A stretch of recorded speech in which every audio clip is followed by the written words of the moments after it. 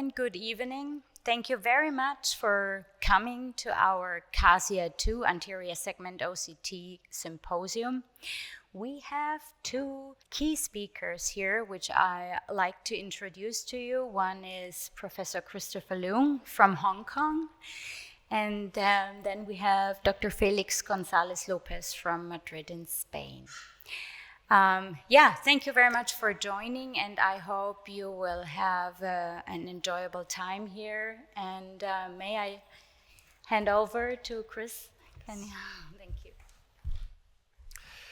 Good evening. I would like to walk through with you in this lecture, talk about how the application of anterior segment OCT can help improve the precision of the assessment of angle closure, and how such an improvement can change the way we manage patients with primary angle closure disease. Primary angle closure disease is a continuum with different stages from normal PAC-S, PAC, PAC-G is a spectrum of varying stages. And in some patients with PAC or PAC-G, some of them may develop acute angle closure. All these terminologies are based on the idea that these eyes have narrow angle or angle closure. But how do we define angle closure?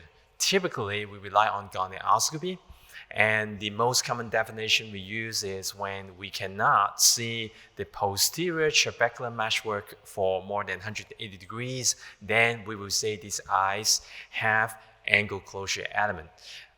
For PAC-S, is a condition where we don't have high intraocular pressure, we don't have glaucoma. For PAC, we have high intraocular pressure, or peripheral anterior synechiae, or both. For PAC-G, we have these elements together with evidence of glaucoma. So in this continuum, we rely very much on gonioscopy to give us a diagnosis of whether the angle is close or not. The idea here is we have to be aware that all the clinical trials we have in terms of the management of angle closure disease, they are all very much depends on this definition based on gonioscopy assessment. And we know for PAC and PAC-G, these eyes may need LPI, laser peripheral iridotomy, in order to prevent acute attack, and also in some cases we can reduce intraocular pressure in these patients. For PAC-S, actually, we are less certain about whether LI is actually indicated. There are a lot of patients in Asia, and I'm sure there are also a lot of Asian patients in the West that they have PAC-S, but we are confounded with the issue whether they really need laser iridotomy. This is one of the landmark trials which indicate that LPI may not be indicated, or we can say widespread prophylactic laser iridotomy is not recommended. It's what it mentioned in this paper. What this paper shows here is they randomize the same individual, one eye with LPI, another eye with without any treatment. These are all patients diagnosed with PAC-S, and they followed them up over 6 years. And what they found was the risk of angle closure attack, the risk of development of IOP elevation or PAS was actually very small. For the treatment group, we're talking about 2% over 6 years. For the observation group is about 4%. So the risk is very low over a very long time. That's why the paper recommended that it's not necessary to perform LPI for all individuals. But what we don't know here is who would actually need LPI. Here we have a case study. We have a 58-year-old lady came for a routine eye exam. We have this individual having normal intraocular pressure. The gonioscopy assessment is one. We can see the strobis line, but we couldn't see the posterior trabecular meshwork for 360 degrees. This is the gonioscopy assessment. The OCT show normal looking retinal nerve fiber layer, normal looking ganglion cell and neoplasm layer. So the diagnosis here is compatible with primary angle closure suspect PACS. What we have here is we need to better understand the anatomy of the angle in order to better identify and determine whether this individual would need LPI. The fundamental pathophysiology of angle closure is relative pupil block. These elements create a pressure gradient where we have the pressure behind the iris higher than the pressure in front of the iris, creating an anterior convexity of the iris. And this configuration is the root cause of blocking the angle and later on elevation of IOP and formation of PAS.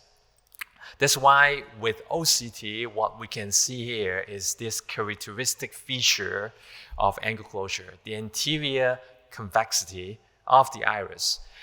This picture was captured more than 15 years ago when I was a resident, and we used time domain OCT, very slow speed, which allow us to only get one cross section at a time. What we had here is an eye with primary angle closure. You can see clearly the anterior convexity. And what happened after LPI is that we can abolish the pressure gradient. Because of the aperture, we eliminate the pressure gradient. And you can see the iris return to its original normal shape after LPI. And this is why LPI is useful in this type of cases. Angle closure defined by gonioscopy is a very different concept compared with angle closure defined by OCT. What we're interested in is whether there is iris adhesion or iris opposition at the trabecular meshwork. And here with anterior segment OCT, we can evaluate the structure in a more precise manner. And what we have here, we can measure the AOD, angle opening distance, or trabecular iris space area. These are the parameters we use to quantify the angle width, and we are also using these parameters to measure whether there is angle closure or iris trabecular contact. Here is the anterior segment OCT image. We're just showing you the horizontal scan for that lady I mentioned earlier. The right eye, what you can appreciate is obviously the angle is narrow, but there appear in this scan no evidence of iris trabecular contact.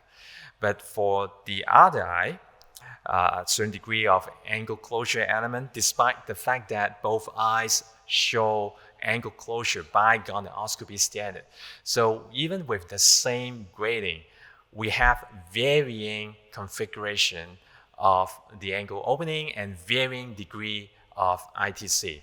The CASIA2 is a newer generation of the anterior segment OCT, was introduced actually more than 5 years ago. It has a higher scan speed compared with the older generation, and it has an increased scan depth, which allows us to see from the top of the cornea to the bottom of the lens. With this CASIA2, we developed an algorithm with Tomey. We call it STAR, which stands for Scale Spur Tracking for Angle Analysis and Registration. So what this algorithm does is I can identify the scale spur on some cardinal position. We identify the scale spur at 4 individual scans, and then the algorithm can automatically identify the scale spur in other angle locations based on the assumption that these scale spur all lie on the same plane. The idea would be that we would be able to quantify the angle dimension in 360 degrees, which is a very important way to determine whether an eye has angle closure or not. Earlier time, when we had the time domain OCT or many of the spectral domain OCT, swap saw domain OCT we are using, they have the anterior angle imaging module, but most of them would only allow you to take a few cuts. But 360 degrees imaging is especially important when we would like to identify whether the eye had angle closure or not. Here is a video clip demonstrating how the STAR 360 degrees was performed. Basically, the software automatically identified the scale spur. We're not using an AI tool yet at this point, but it's an algorithm-based automatic detection of the scale spur. But you can manually adjust the scale spur when it is not correctly identified. So after checking the scale spur location in this cardinal position, the software automatically would generate the scale spur position in other meridians. In the latest protocol, we scan the eye in 18 B scans, so every 10 degrees we would have a measurement. The software automatically processes and segments the iris and the cornea, and this is what we get at the end. Each B scan, we will have this individual angle measurement. We can measure the lens dimension, we can measure lens curvature, as well as the ITC. And here is the polar plot demonstrating the distribution of AOD 500, which is a parameter. We measure the distance from the cornea to the iris. And in this case, what we have here is we conducted a study with a number of international glaucoma specialists, people interested in angle closure from Japan, from China, from US, from Singapore. And what we are interested here is to understand how we can use this new tool to better evaluate angle closure, and more important, how would that be related to the risk of angle closure and angle closure glaucoma in eyes with primary angle closure suspects. So there are a number of questions that we have addressed in this study. The first question we ask is, where is iris trabecular contact detected in eyes with gonioscopic angle closure? So we study about 170 patients with angle closure. They have primary angle closure suspect or PAC or PACG. And we are looking at this parameter, AOD 500 equal to 0, which is, in a sense, ITC. What we show here is a polar plot demonstrating the frequency in the individual axis along the different location meridians of the eye. The superior and the inferior quadrants are the most frequent areas where you found iris trabecular contact. And then the second question we ask is, what extent, what degrees of ITC we would be able to see in patients with angle closure detected by gonioscopy. The y-axis here illustrates the cumulative number of eyes with ITC, and the horizontal axis show total number of angle locations with ITC. And what we have here is about a third of these PACD, primary angle closure disease people, had ITC for over 180 degrees. Now, this is a very interesting finding. It also highlights the fact that I mentioned earlier, angle closure by gonioscopy is different from ITC measured by anterior segment OCT. And I believe ITC is a more precise and a more reliable way to evaluate angle closure than gonioscopy. One reason pertains to the fact that we can always evaluate the angles in the dark using anterior segment OCT, but when you use gonioscopy, it is inevitable that there will be some light and the angle will be opened up. And that can underestimate the prevalence of angle closure. And this is why this slide is important, demonstrating the disagreement between anterior segment OCT assessment versus gonioscopy assessment. The third question we ask is, what's the prevalence of eyes with angle closure by gonioscopy actually having no evidence of ITC in anterior segment OCT? Actually, about 15 to 17%, pretty high proportion of eyes with PACD actually had no ITC at all. The fourth question, the most important question we have here is, what is the risk of development of PAC and PACG? these are the patients that are of more concerns in eyes that have gonioscopy diagnosed angle closure. And it's important to highlight the fact that here we have ITC measured by OCT being related to the risk of angle closure, not so much with the gonioscopy. So this is another angle you can look at it, a way to highlight the fact that anterior segment OCT actually is a more precise tool for us to evaluate angle closure. More important, it is related to the risk of angle closure, glaucoma, and primary angle closure. The limitation of the study here obviously is a cross-sectional study. We need longitudinal study follow-up to validate what we have observed. Going back to this patient, so we had this patient came to me, and we did the STAR 360-degree, and it gives you a very clear idea that this eye had more than 180 degrees of angles having ITC.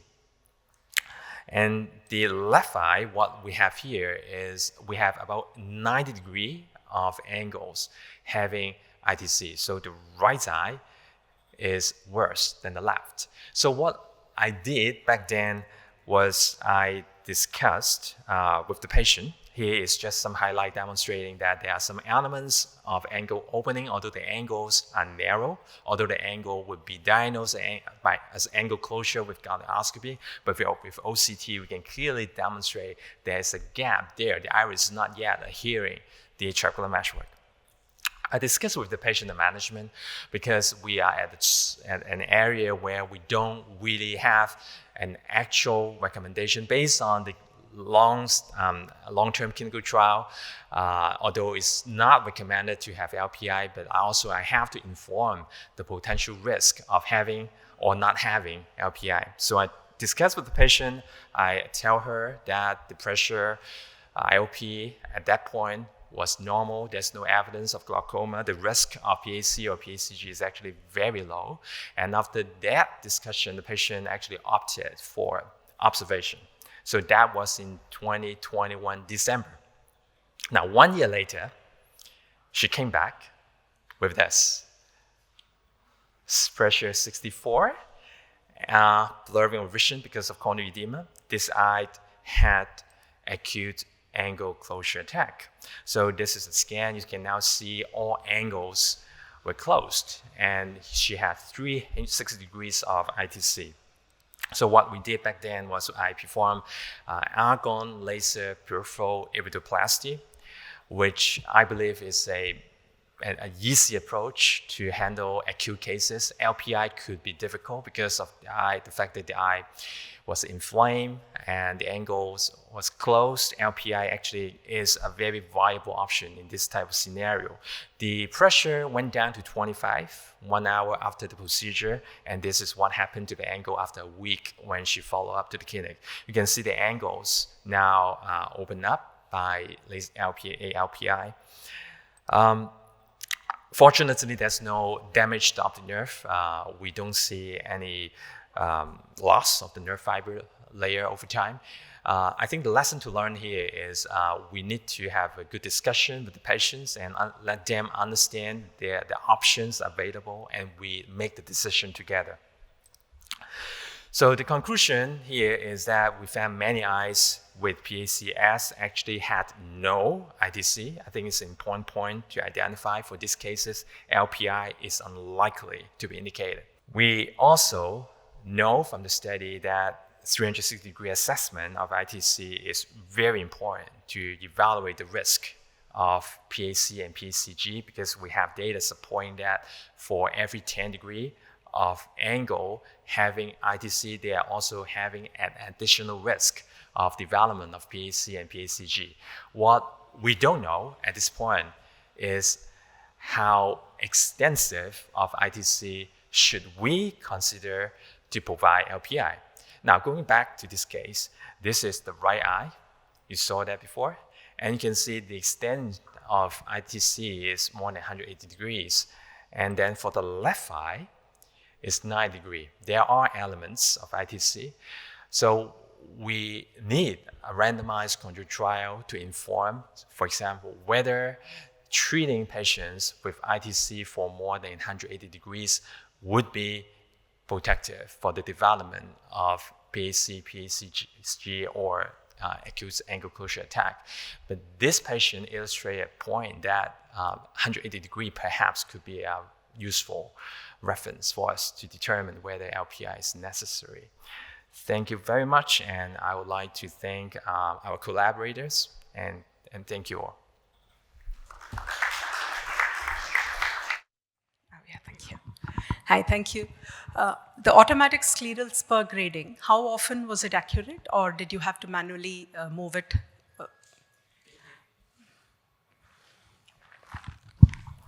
It's pretty accurate because in the BC clinic, obviously, we don't want to spend time to look at the scale spur and every scan. That's not possible in the BC clinic. But for the tool that we develop here, we only need to carefully identify the scale spur, make sure the scale spurs are correct in these 4 cardinal scans, and the rest actually can give us a pretty good assessment of the angle opening. And then we can use the polar plot to inform clinical decision. Obviously, the beauty of the printout here is not only we have the plots, but we have some capture from the individual meridians along the plot so that we can verify the measurements.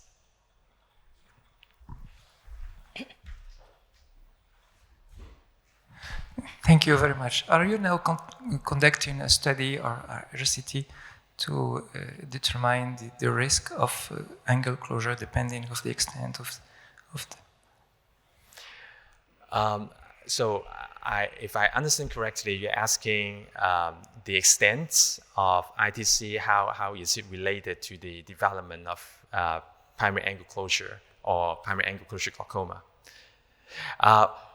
What we show in the study is a type of continuous association, meaning that for every 10 degree of ITC we see, if I remember correctly, the risk of angle closure or angle closure glaucoma would be increased by 5%. So if you add this up over different meridians, the more ITC you see, the higher would be the risk.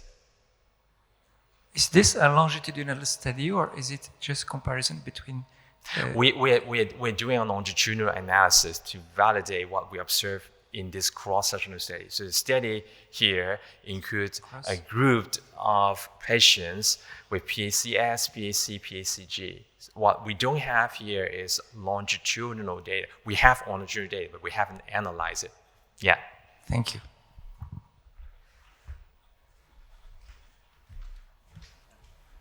Okay.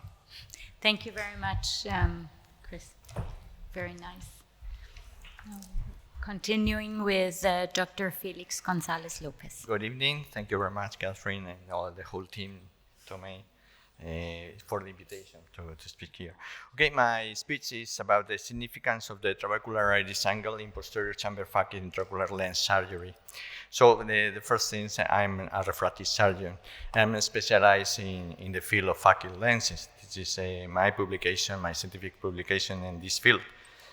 I attended some meetings about this kind of lens, and I have some awards, and I compete with Chinese surgeons. You can see I'm here. Okay, so Chinese, you have many patients, and we don't have so much. So but I'm not a glaucoma man, so I want to apologize for all the mistakes I will make in this presentation. So let me introduce the posterior chamber Phakic lenses. This is one of the posterior chamber Phakic lenses that has been in the market, but I will focus in this one, in the ICL, the implantable columnar lens. It's the most implanted lens since 1997. It is made by Star Surgical from the United States. We had studied 2 million of implants worldwide in the last 25 years, and I like to show this work from the Ophthalmology 2016. It was published there from Holden. We stay here, and we are going here. We will have 1 billion, of high myopic people in the world in the 2050. This is the prevalence of myopia expected in 2050. So the trend is to have more myopia. And there are some surgical procedures to correct the myopia, but the Phakic lens is the only procedure to successfully correct high myopia in young people. Some of the advantages of the ICL procedure are that they correct a wide range of refractive errors with very predictable refractive outcomes and quickly achieve it. Maintaining crystal lens integrity, it's a commodity function, so its implantation has not been associated with retinal complication.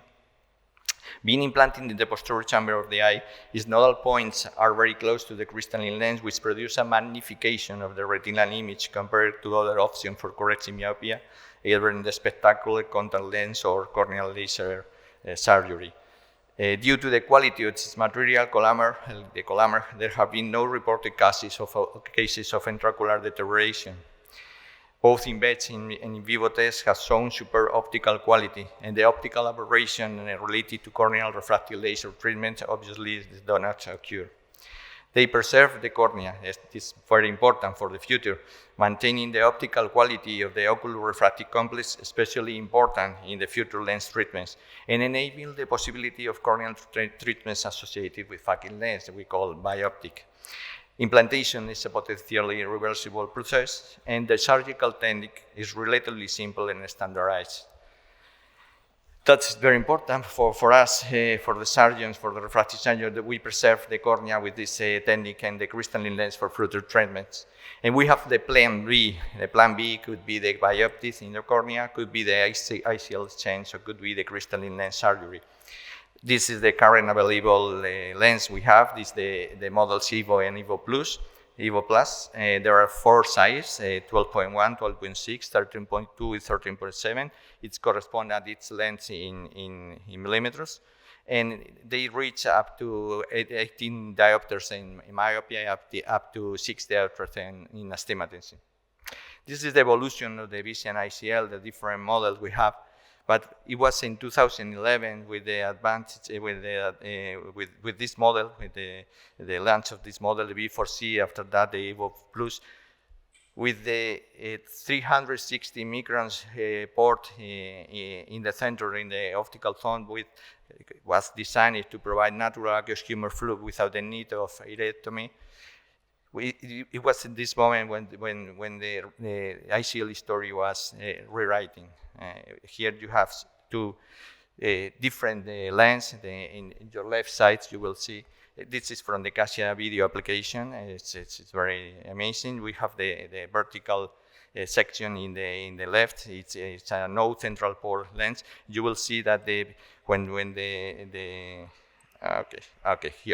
when you see when the movements of the crystalline lens and the iris pushing down the lens, the flow of the aqueous humor is run through the iridectomy. But in case of this lens, the synergic movement of the pupil and the crystalline lens do that the aqueous humor goes just directly in the center of the lens. So that is very interesting. I asked for a star company that, based on this image from the CASIA, just to perform this animation, and you can see the theoretical movement of the humous aqueous running through the central port, how it diffuses in the posterior chamber, and it's that probably is the reason, because this complication like anterior segment cataracts or acute glaucoma with this model has almost disappeared. We had to talk about the ICL, we had to talk about the bolt. The bolt is defined as the physical distance between the back surface of the lens and the anterior surface of the crystalline lens. And it's traditionally the main concern about the safety of the Visian implantator collamer lens. We had been talking since 1995 about the bolt, and it was in 2011 when we started with the application of the dynamic application of when started to work with the dynamic application of the CASIA.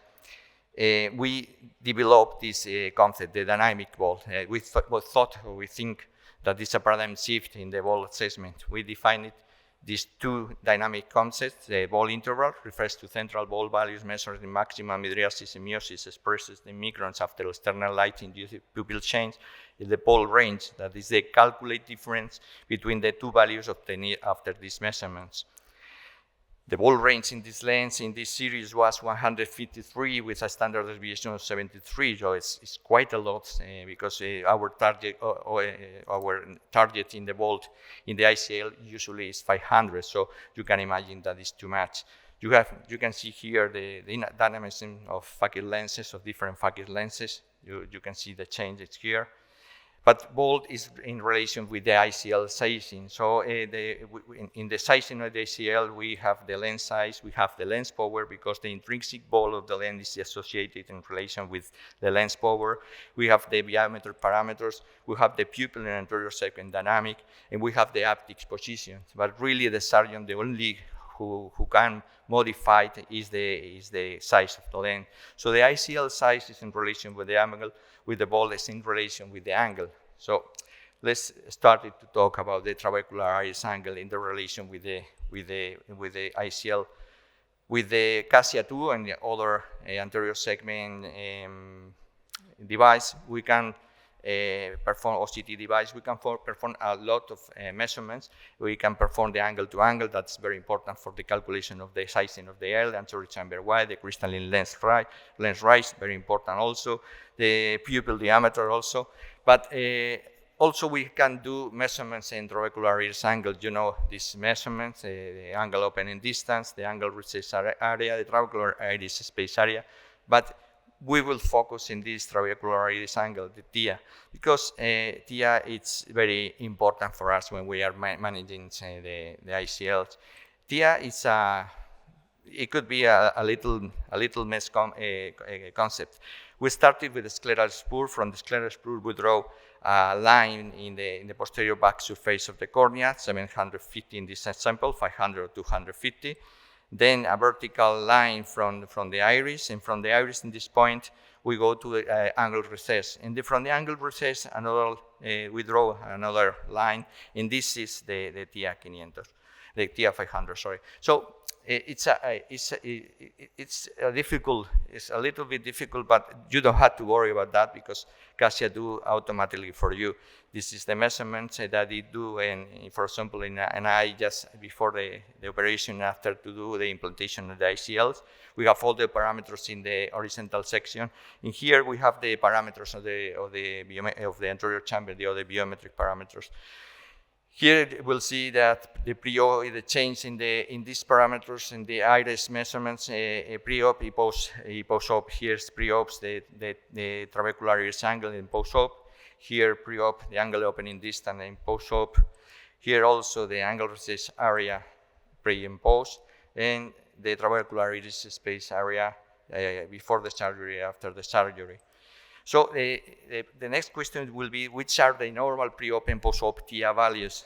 So in this series, we published it in 2019.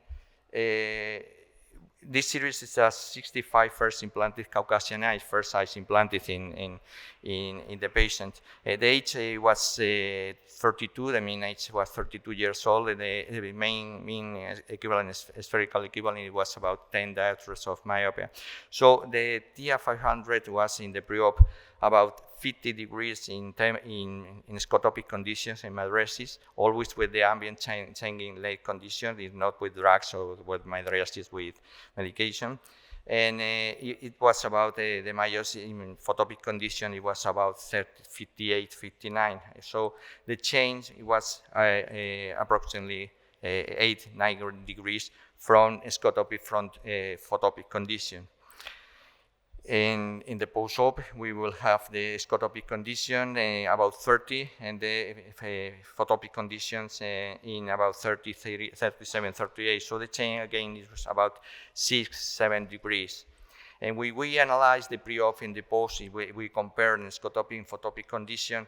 We see also that there is a change. There is about 20 degrees in scotopic, nasal, and temporal, and also in photopic and temporal and nasal. So to have in mind about the reduction in TIA 500 after ICL implantation is about 20 degrees with a standard deviation of 10 degrees. So the ICLs have relationship with the bolt, with the angle. So which is the relation of the size calculation with the angle?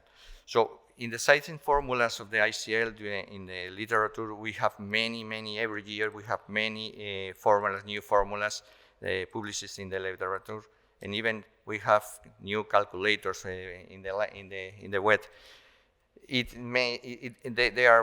These formulas are based on the new measuring device and new measuring parameters.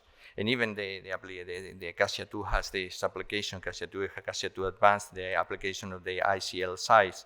So we have two formulas, Nakamura formula based on three optimization in publicis optimization formula, and also we have the Kimiya-Shimizu formula, all from Japan. All these both formulas are from Japan, and this was published by Igarashi from in the team of the Kimiya-Shimizu. So the Nakamura formula is based in these parameters. So these ICS size calculation are based in traditional biometric parameters of the anterior segment. But last year we worked with this concept just to try to calculate the ICL based on trabecular iris angle. And this work from this Japanese author, it was a multiple regression analysis for predicting the post-ACD. After that, he tried to do the prediction in a multiple regression analysis for post-TIA, and he did a verification of in 58. So this is what I want to remark, to highlight it. The mean prediction was 3.5 degrees with a standard deviation of 2 degrees. So it's amazing, the predictor. But this work was made in Japanese size, so I don't know if we can extend the results to the rest of the races and the kind of eyes. So the question is there any difference between, for example, Caucasian eye and Asian eyes? So I compared just two series, one from Korea, from Kamiya, and another one from us, from Caucasian eyes. And you can see that the most chosen size in Asian eyes are 12.1 and 12.6, the smaller one. And in Caucasian eyes, we have more variety. We have 13.2, 12.6, and some patients have 12.1, some patients are bigger, and we have 13.7. So we can conclude the anterior segment of Asian eyes are smaller than Caucasian eyes. This is a typical Chinese eye, where we have a small anterior chamber depth, and we have also a crystalline lens rise very positive. So that's the reason, because it's more difficult to implant ICLs in this type of eyes. I have some experience in Chinese eyes. So in this relation, again, sometimes we find this. For example, this patient has a very high ball, more than 1,500. That is very, very high ball.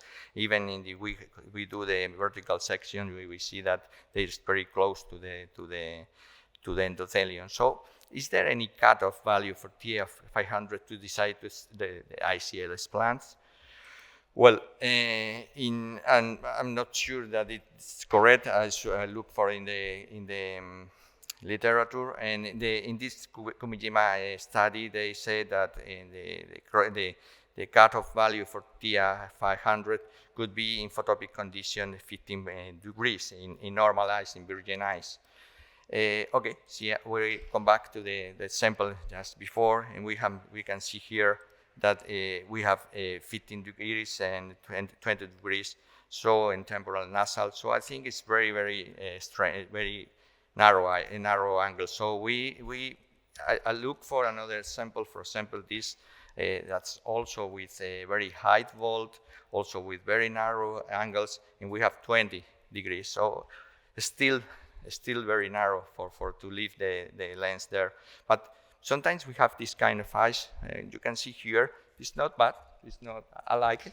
Okay, it's a very high volt. It's more than 1,000 microns, but the dynamic of the pupil is very well. So sometimes it's because this reason we have sometimes are very, very flat insertions on the crystalline lens rise, so we have a negative crystalline lens rise. So that's the reason why sometimes even with narrow angles, we can leave the lens there without any problem. And also, for example, here we have opening angles and very opening angles, and the vault is quite high. But sometimes happen like this, the vault is high, but the angles are not very narrow, but the dynamic of the pupil is not very good. So I changed this lens, I inserted a 12.6, the other one was 13.2. You can see that the dynamic is very good. It's much better. The patient complains before the exchange, complains about the halos and some difficulties in focusing. And now the patient is very good. If we analyze with the front camera of the CASIA, we can see this, that the, oh, sorry, maybe I come back. I don't know, I come back. Okay. It's not moving, okay. Okay, it's not moving, but it's amazing. You can see in the booth because there is a completely different movement of the stop the videos. I don't know why. Okay, anyway, is there any cutoff value for 500 to decide this? Not yet, because we have the relativism of vault. Relativism is a family of philosophical views which deny claims to objectivity within a particular domain and assert the evaluation in that domain are relative to the perspective of an observer or the context in which they are assessed. So that's very important, the context in which they are assessed. So the relativism of vault will be that the vault must be assessed in relation to the biometric parameters and the dynamism of the ocular anterior segment. I don't know what happened with the videos. Okay, they have stopped, but they. So vault is dynamic. Vault is based on the crystalline lens rise. Is effective for the pupil pushing. Is effective for the widening of the anterior segment with the movements of the eye. It's effective for the optic positions, for the ciliary sulcus anatomy. But vault is also relative. So the key messages in this presentation will be that anterior segment OCT currently represents the best tool to analyze the pre-op and post-op of posterior chamber phakic lens surgery. The CASIA2 dynamic application allows to study both the vault of the lens and the trabecular iris angle in a very predictable and reproducible way, and according to the movements of the pupil and all the other structures of the anterior segment. And trabecular iris angle analysis is gaining more and more weight in the preoperative evaluation of phakic lens implantation, complementing the postoperative vault prediction formulas. So thank you very much for your kind attention.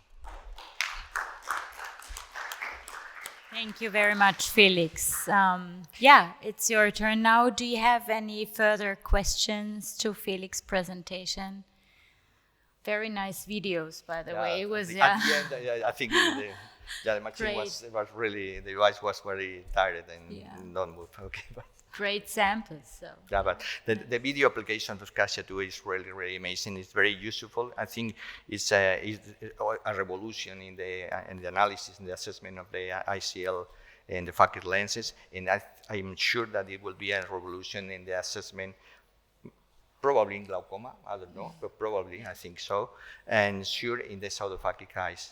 So it will be, yeah. Thank you. I have one question. We know from cross-sectional study and perspective study, the angle narrows with age, and it seems to be more so in the younger age than the older age groups. And in the assessment of the TIA, for example, in your case, how would you take that into consideration, the age of the patient, given the fact that the angle becomes narrower and narrower over time? Yeah, it's okay. It's an important question. We have the evidence of that after 25 years of in the market. The ICL we started in Europe in 1997. The first implant was in 1993 with Roberto Zaldivar, and after that, 1997 it was in Europe. And since that, there's only few cases. I didn't have time to talk about here about the glaucoma and ICL the relation, but only there are few cases of in the literature, and I've never seen, and I've implanted a lot. I never seen a glaucoma pigmentary after the ICL, so that you can think that okay, the ICL is is all the time in contact with the pigmentary epithelium of the iris. So it's amazing that in all the movement we have in the pupil during the day, there is no pigment dispersion. So it's for me it's amazing. It's incredible because it's in contact, in completely contact. So that's true. Yeah, you are probably glaucoma surgeon, so maybe you have some cases with glaucoma and ICL. But really, it's very, very, very strange to see. So I don't know what will happen in the future. Maybe the angle is closed here in the horizontal meridian, but maybe in the vertical meridian is more opening. Okay, I don't know. But the real is that we have more than 2 million implants in the world, and the glaucoma is not really an issue of concern in ICL implantation. Okay? Yeah, well, Okay, thank you. thank you very much. What a wonderful speeches we heard today, and yeah, thank you very much for your time and for your effort to present these presentations, and also with the CASIA2. Thank you very much for all your effort, and yeah, thank you for being here and for joining us tonight.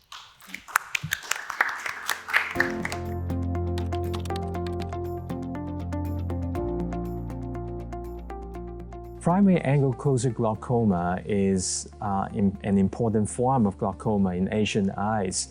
Evaluation of the angle width is tremendously important in the risk assessment for patients with angle closure. When we evaluate angle closure, we really need to get a cross-sectional view, and more important, we need to evaluate the angle in the dark. With gonioscopy, it's often inevitable that we need to rely on light to visualize the angle, and that can actually underestimate angle closure, because with light, the pupil constricts and then the angle can be opened up. Assessment of ITC with anterior segment OCT is critical. We can analyze frame by frame, B-scan by B-scan, to quantify the angle in a reproducible and objective manner, because we all know gonioscopy suffers from high inter-observer as well as intra-observer variabilities. So these are the two key advantages of anterior segment OCT over gonioscopy.